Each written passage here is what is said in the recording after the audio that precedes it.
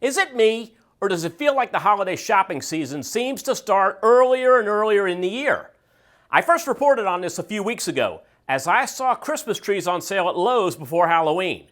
So as the market continues to move higher off election news and COVID, very little is being discussed about the pre-holiday buying pattern. So I'm going to dust off the ornaments early this year, take a look at the money calendar for November, as well as over 20 years of data for the upcoming holiday pattern. And this year, it's closer than you think. So let's get going.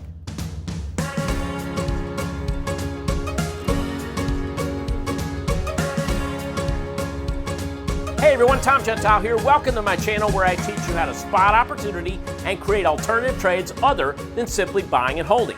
Do me a favor right now and hit that like button below, as it really helps support the channel according to all the higher ups at YouTube. Also, if you subscribe to my channel and hit the bell, you'll be notified every time a new video is uploaded. So today, I want to take a look at the S&P 500.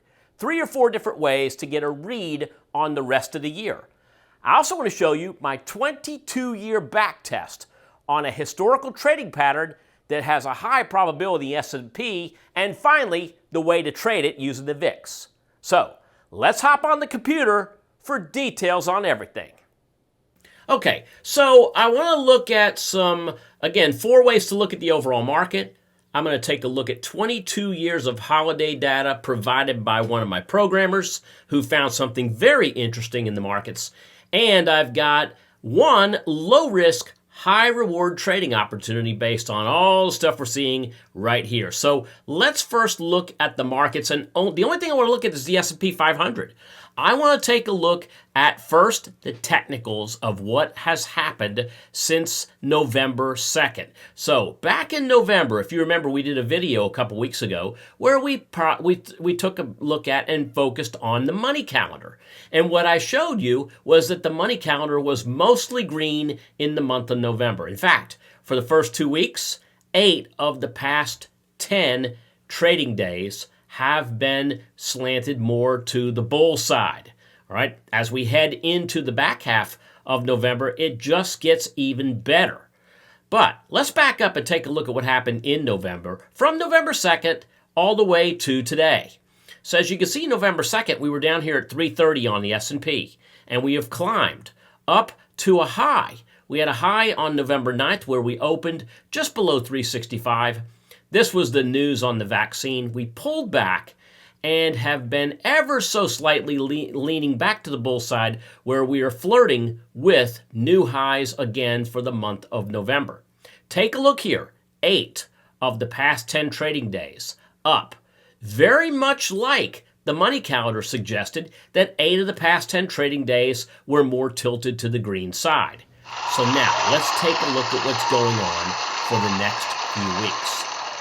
As you can see here, on the 16th through the 20th, we've got anywhere from 99% bulls to the lowest in the week is 92%, which is on Wednesday. Then we jump right back to 95, and we head into Thanksgiving Day weekend with all 90s, 90+% patterns heading to the upside. What this means, for those of you that are brand new with us, is that we took a look at millions of data bits, and we processed them over at least 10 years of back data to find the best days to buy and the best days to sell, all based on seasonal historicals. Take a look at, for instance, the 16th of November, a 99% day. What this basically means is that you see all these stocks here in front of you. These all, with green bars next to them, have bullish seasonal patterns going back 10 years. If we slide down, we keep going. Eventually, we're going to find 1 or 2 that are bearish. Again, 99% of what's on the list today is bullish. 1% is bearish.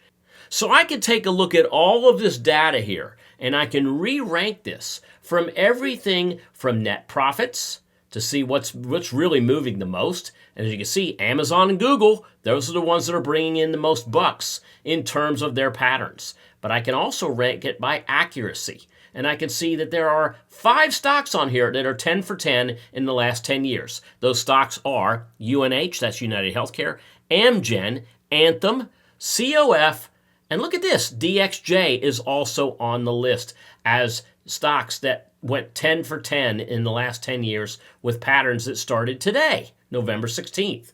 Next, now we're taking a look again at the S&P. So we are trending higher with money calendar. Seasonal trend is working. The technical trend is working too. And what we can see is that we are flirting with these all-time highs that are happening in the stock market right now. What do the probability cones tell us going forward? Now, a probability cone isn't going to give us a bullish stance or a bearish stance. What a probability cone does is it gives us the expected range that stock, or in this case the ETF SPY, is expected to stay in.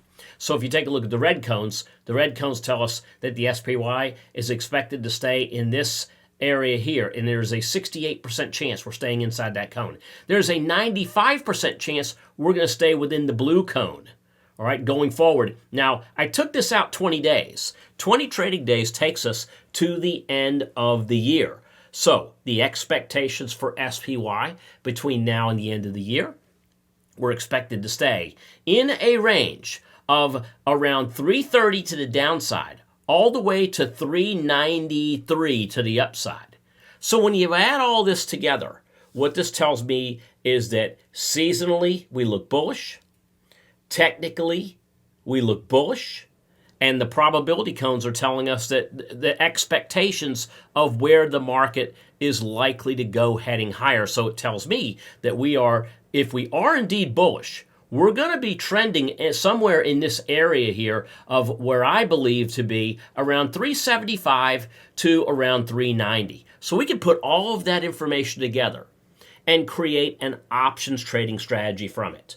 Now let's go backwards one more time. I want you to look at the red line that you see here. This red line is the VIX, all right, or really not the VIX, but it is the implied volatility for the S&P 500.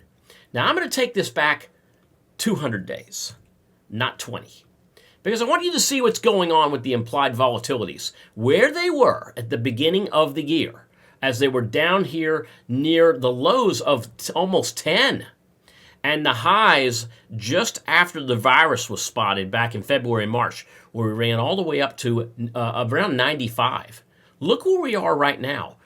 Our implied volatilities, our option levels are down here below 20, which suggests to me that options over the course of 2020 are much cheaper now than they were earlier this year, especially when you look at first quarter.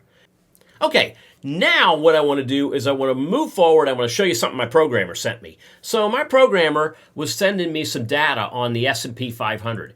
And what he sent me, we were looking for holiday data. And the holiday pattern has moved in recent years, where it used to be right around Thanksgiving to right around Christmas. It has shifted forward. I think we can thank Amazon for this, because more and more retailers are putting their holiday goods out early, before Thanksgiving, even before Halloween. So that has shifted the buying pattern in the stock market ahead. And what we're seeing right now, based on 22 years of data, is this. We see a 90% profitable pattern going back 22 years, which starts in now mid-November and runs until the beginning of December. So if we take this information and we take this and move it into what options premiums are doing, then what it tells me is that we want to look at call options heading into December. So let's move forward. Let's look at call options in December. And for that, I'm going to move over and I'm going to be looking at options on SPY. I'm going to look at strike prices that are 10% above and below what today's price is in SPY. And we're going to look at December 18th. I'm going to click the update button. Now, what that's going to do is that's going to show me all the calls on the left and all the puts on the right. And I want to scroll down past where the S&P is right now. So SPY is trading just above 360.5. See that 360.54? So what we can do is we can project out. And we can project out all the way, and I put us 10% above. So 10% puts us all the way out here to 395. Now, what we're going to look for is we're going to look for a potential above 375 for SPY. The 375 calls are trading for $2.29 right now. So that means if I were to purchase one of these, it's going to cost me $2.29 if I can get the mid price. And that is per contract. Now you take a contract, that 229 multiply it times 100, and that means the contract is going to cost you $229 plus any commissions. And for there, we know what our risk is. Our risk is what we pay on the trade. We also know that this has unlimited reward potential because if the S&P continues to move higher, this pushes this into the profit zone. So in summary, November's looking pretty good. While everyone's looking at COVID and the election, let's look at the pre-holiday buying pattern to get a head start. And finally, using the VIX tells us that it's time to buy calls if you're bullish because options are cheap. Thanks again for joining me. Don't forget to like and subscribe below to get all of my videos. Also, I'll be doing a YouTube live video in the near future, so be on the lookout for that. We'll see you soon. Bye now.